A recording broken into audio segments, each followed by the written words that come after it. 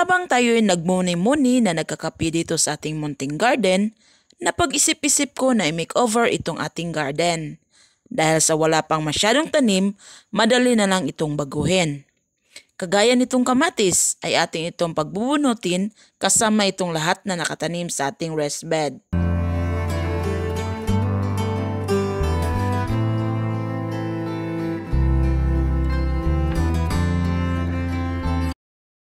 At dito naman sa kabila, atin din itong pagandahin na puno ng preskong pagkain.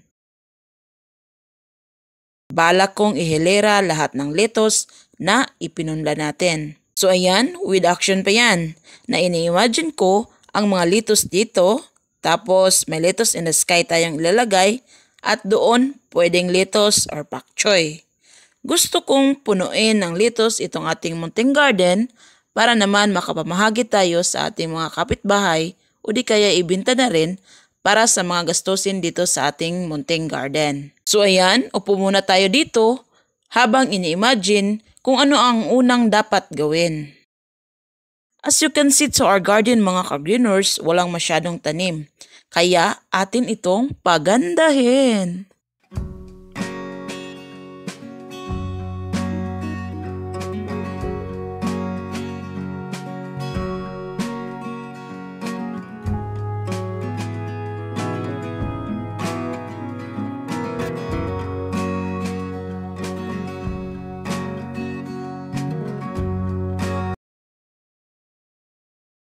At tingnan nyo ang ating malunggay, nalalagas ang dahon. So, kailangan natin niyang itrim para magkaroon ng panibagong usbong na dahon. Sa oras na ito, dinidiligan ko ang natitirang gulay na nalalagas na rin dahil siguro sa tindi ng init dito sa amin.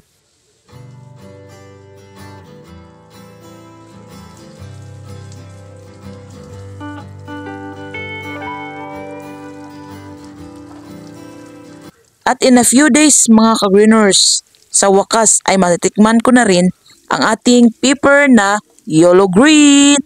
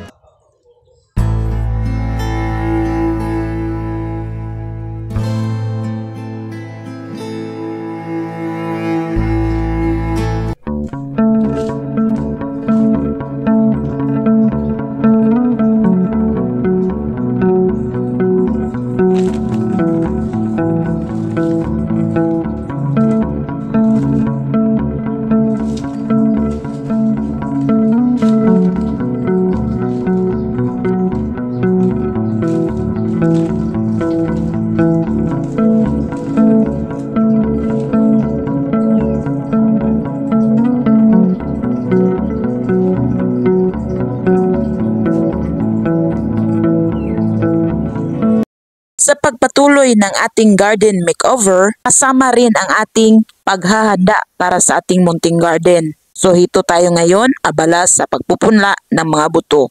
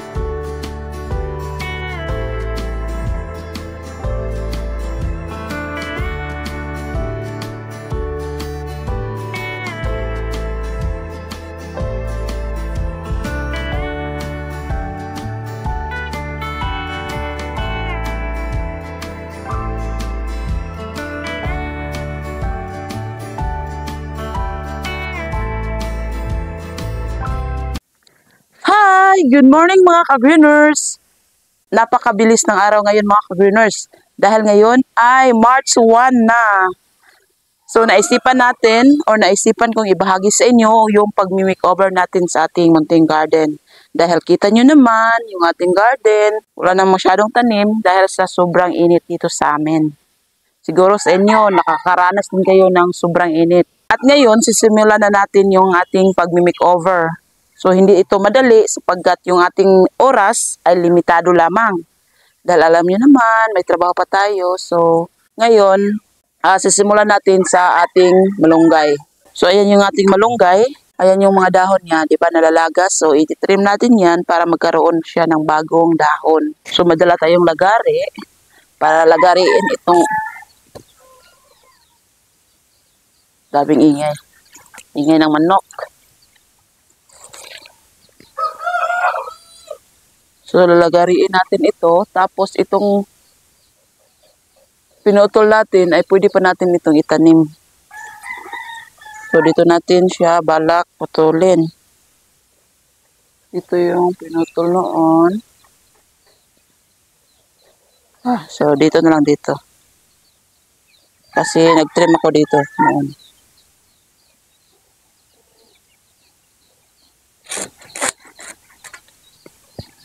So, ayan o, pangit ang dahon ng malunggay.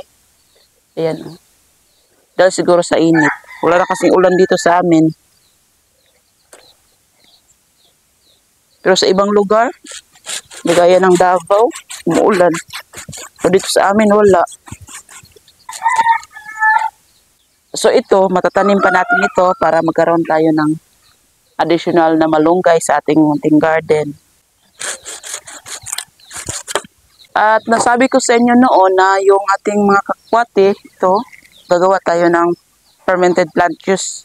Kaso, nagiging pangit yung ating kakwate, kaya ititrim ko muna ngayon para magiging maliwalas yung ating garden. At saka yung bago nating matatanim ay magkaroon ng saktong init galing sa araw. So, yan yung sinasabi ko sa inyo, nakakwate. So, ititrim natin yan para magiging maliwalas. Pero nakakatulong naman sila sa init ngayon. So, wag muna natin silang galawin. So dito muna tayo. Hindi muna natin yan gagalawin yung iba nating kakwate dyan. Dahil natutulungan nila yung ating mga basil. So, di muna natin yan ititrim. Bali, panghuli na yan. Ititrim natin. So, dito muna tayo sa ating paglilinis. Ayan. Balak ko kasing magkaroon dyan ng, may babahagi rin ako dyan sa paggawa ng self-watering system. So, antabayanan nyo yun mga ka-greeners. Ayan, makikita nyo mga ka-greeners, yung ating okra, napababayaan, yung bunga, ayan, tumanda. Kaya, balak ko silang baguhin dahil nagiging pangit na yung bunga nila. At itong mga alagbati natin, anihin muna natin ito bago natin sila bunutin. So, tingnan nyo yung kamatis natin. Parang, ewan ko, hindi ko ma-explain yan. Anong klaseng sakit yan. Dahil dito, sa raised bed na ito, balak kong i-renovate yung kanyang lupa.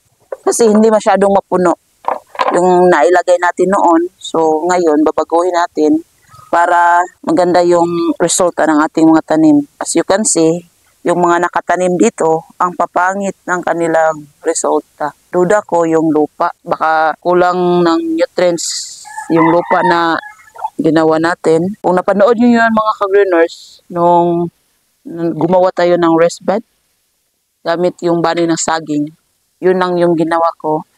Saging, tapos lupa, at saka mga kitchen waste. At siguro na din, dahil na din siguro sa tindi ng init. So, kung maialam kayo kung anong klaseng sakit ito mga ka-greeners sa mga kamatis, please share or comment. Share your comments on the comment section Para naman malalaman ko at malalaman din ng iba na nakapanood nito. So bubunutin natin lahat ng nakatanim dito sa rice bin na ito para bago natin ang rice bed. Pasensya na kayo. Kailangan natin bunutin kayo. Kasi nagiging pangit. Tingnan nyo, maski yung kangkong natin, ito yung dahon. So, tingnan nyo yung dahon ng kangkong ng lubot. Siguro sa katandaan or sa lupa. Please share your ideas sa comment section mga ka-greeners para malalaman din ng lahat. So, yan, no? Ito.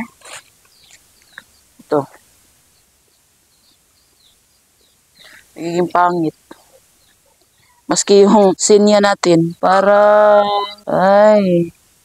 yung sinya, yung sakit niya, yung parang aphids. Yung sinya ay dyan lang yan. Para naman, may bulaklak tayo dito sa ating garden. Nag-iisang sinya. So, magtanim lang tayo ng bagong okra. Si sinya, dito lang yan.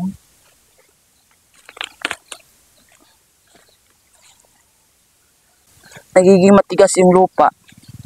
Dahil wala na siyang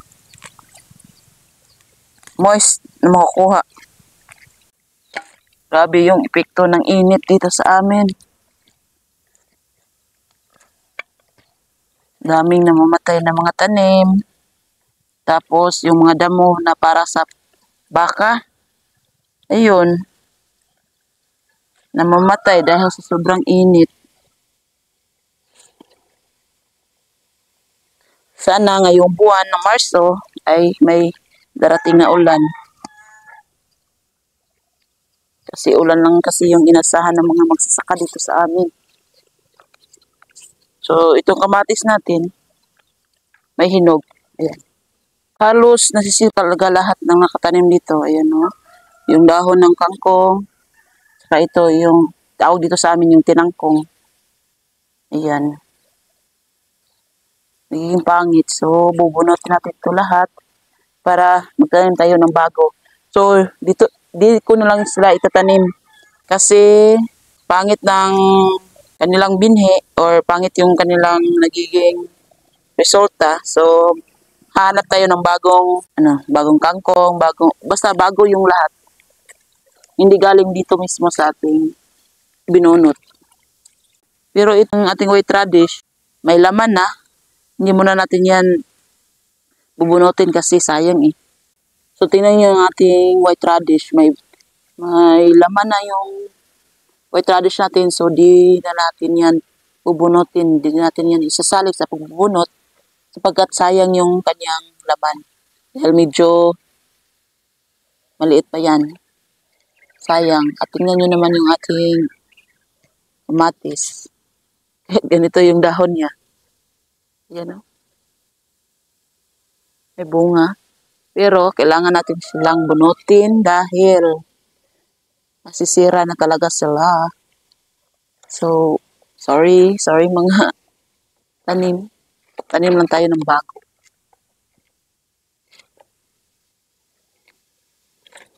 Ayun. So, ito rin yung tanglad ay bubunutin natin ito at i-transfer sa bago niyang pagtamnan. Itong tanglad na ito, hayaan natin siya dito. Focus natin yung ating raised bed dahil madami tayong ilalagay dito.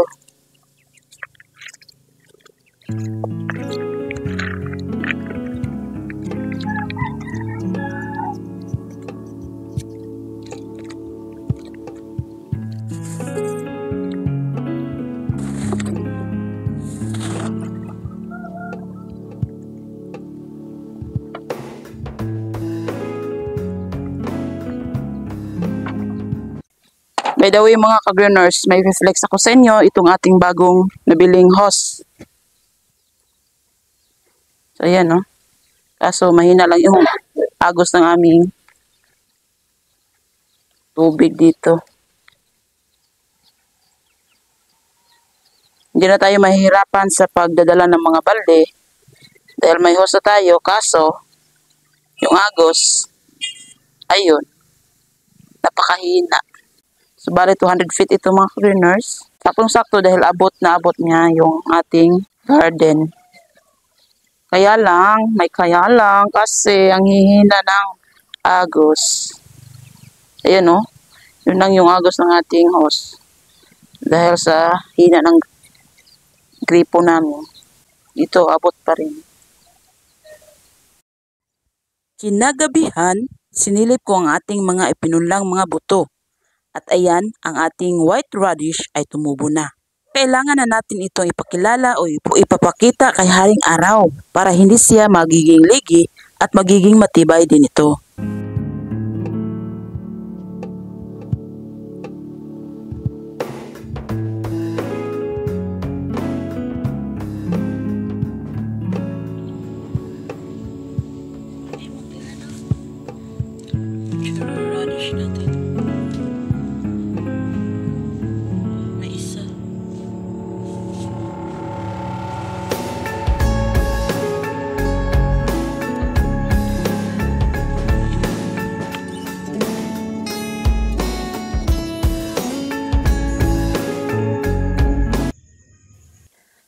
Hi mga ka-greeners! Another day na naman sa ating pag-makeover sa ating garden. Buti na lang ay nandito si asawa. Kaya nagpapatulong na ako dito.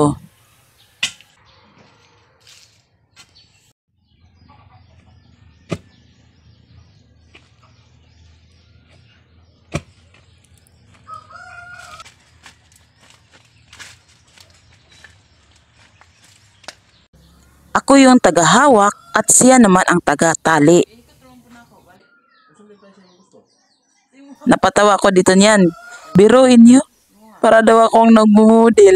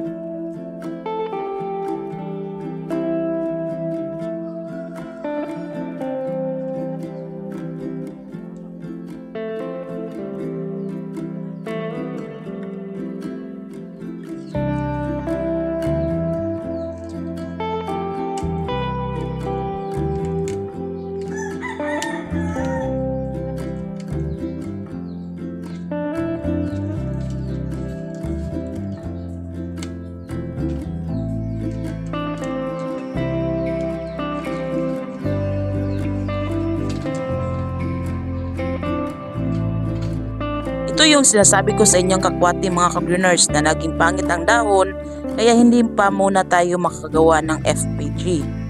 Dahil ititrim ko muna ito at magtatanim pa tayo ng kangkong at alugbati.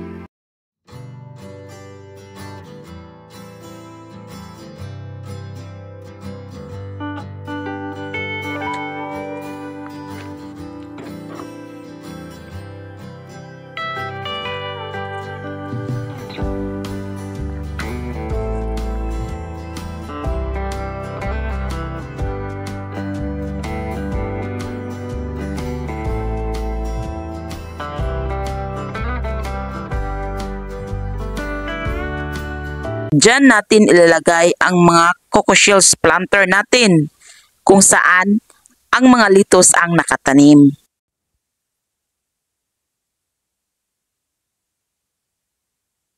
At ayan na ang pa-curve shape natin na parang may prinsesang dadaan dito. Prinsesa, kalain mo may prinsesa.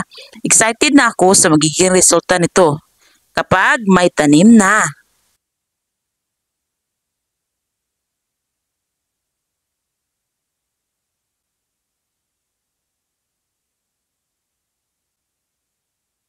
Pinapasukat ni asawa kung abot ko ba. Sabi ko naman ay huwag mabahala kasi may silya naman tayo.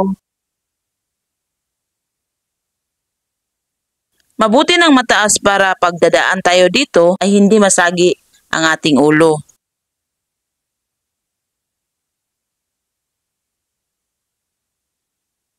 Habang abala si asawa sa ating malaprinsisang taniman o daanan at ako naman ay abala sa pagkukuha ng mga lupa dito sa ating coco shells para mapalitan ng bago.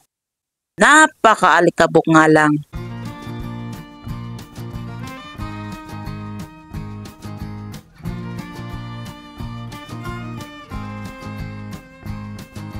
At itong mga lupang nakolekta natin ay ilalagay natin ito sa ating ginawang rest bed.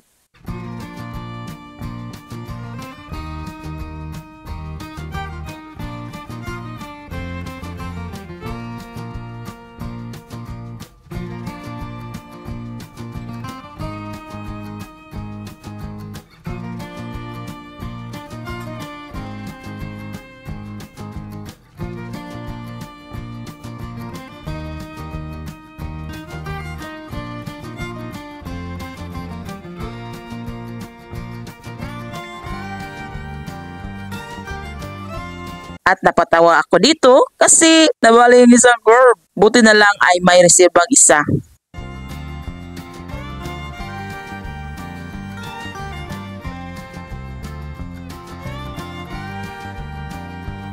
Sabi ng asawa ko, di bali nang di matuwid ang pagkagawa, basta di lang mababali ang curve shape na ito.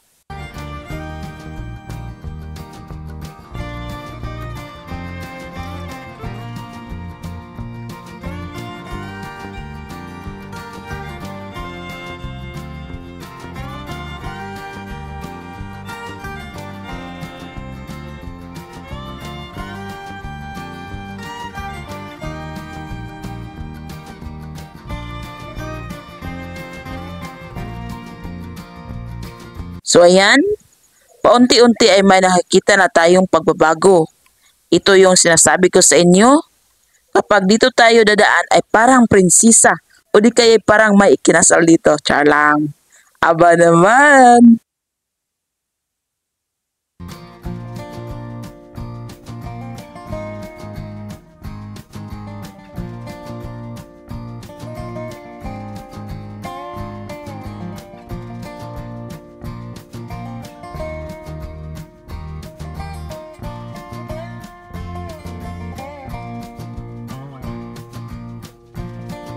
Day 3 sa ating garden makeover. Itong upuang ito. So dito ko ihilera ang ibang litos natin.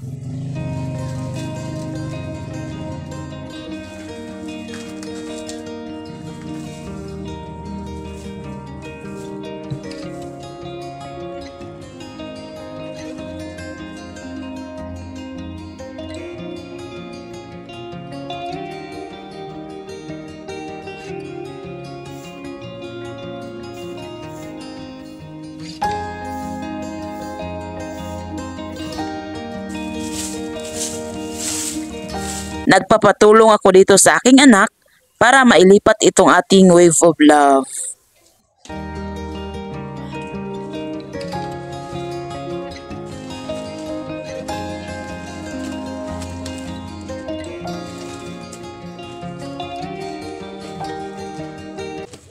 At dito naman tayo sa ating rest bed.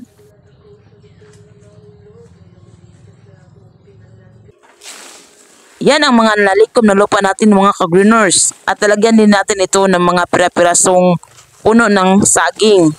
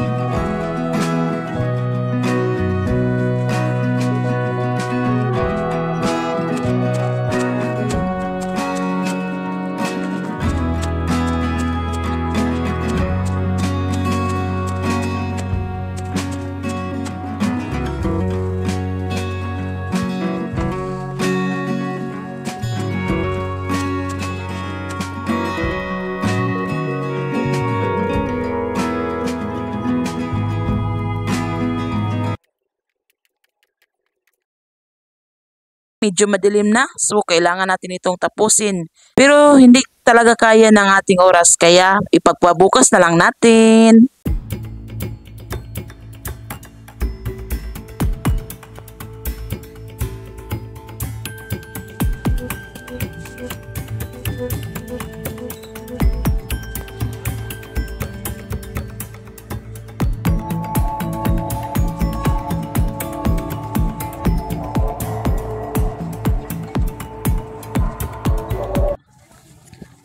Kinabukasan, kita nyo pa rin na sobrang kalat ng ating munting garden.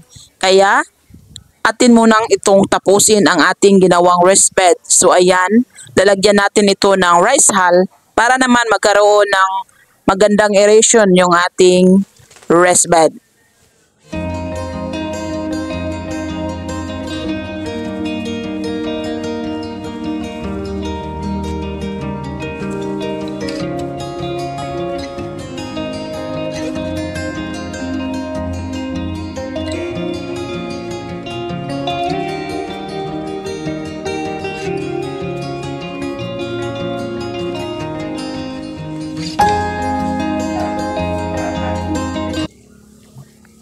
Pagkatapos ng paglalagay ng rice hull, so ayan, dinidiligan ko para magkaroon ng moisture yung mga ginamit or yung mga inilagay natin dito sa ating raised bed.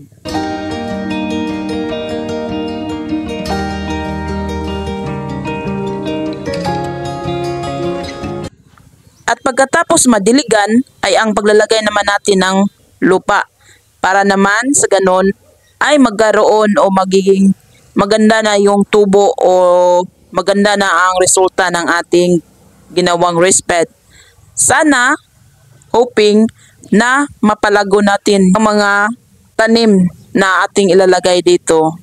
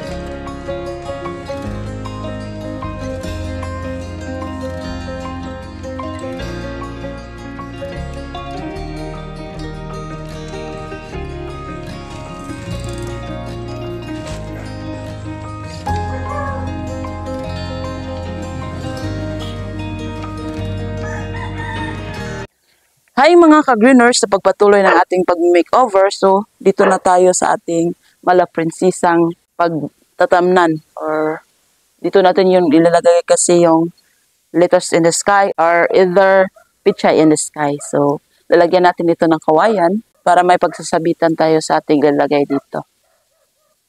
So gumamit ako ng cable tie para mas matibay yung pagkapit niya. So, ganito yung paggawa natin. Medyo di ko abot kaya kailangan natin ng silya. Pero di tayo mahirapan sa pagkukuha ng mga cable ties. So naglagay ako nito. Para dito lang yung lagay yung ating cable ties. At saka yung ating pruning shear. Pruning shear yung ginagamit ko sa pagputol ng cable tie. So dahil hindi natin abot, kailangan natin pumatong ng silya. O diba? Sabi ko sa inyo, hindi mabahala. Dahil may silya naman kami.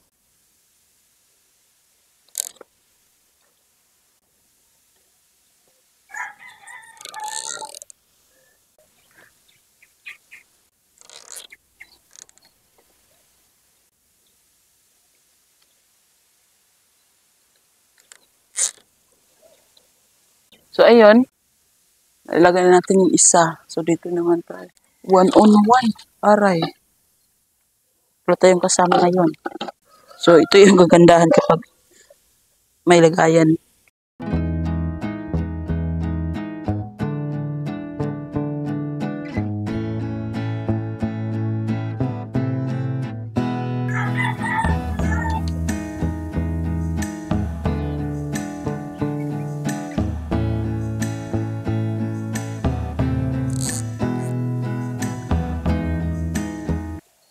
So, ito talaga yung kagandahan kapag cable tie.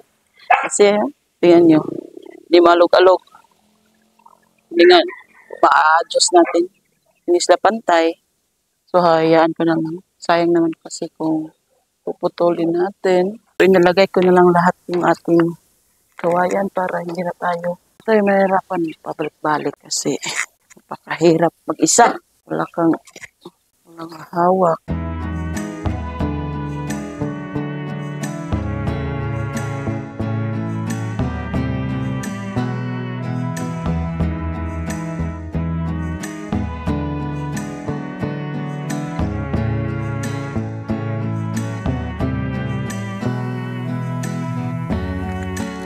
Pag magsasabi tayo mga ka-greeners, so kailangan naman natin na talaga ng silya kasi medyo mataas na talaga.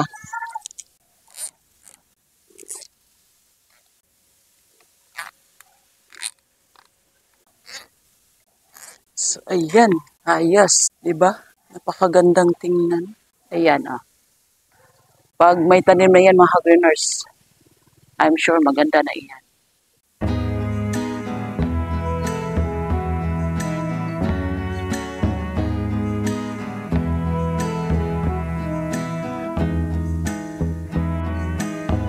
At sa wakas ay natapos na din natin ang ating pag-makeover. Sana ay nagustuhan niyo ang video ito. Don't forget to like and subscribe. Thank you for watching. God bless and happy gardening!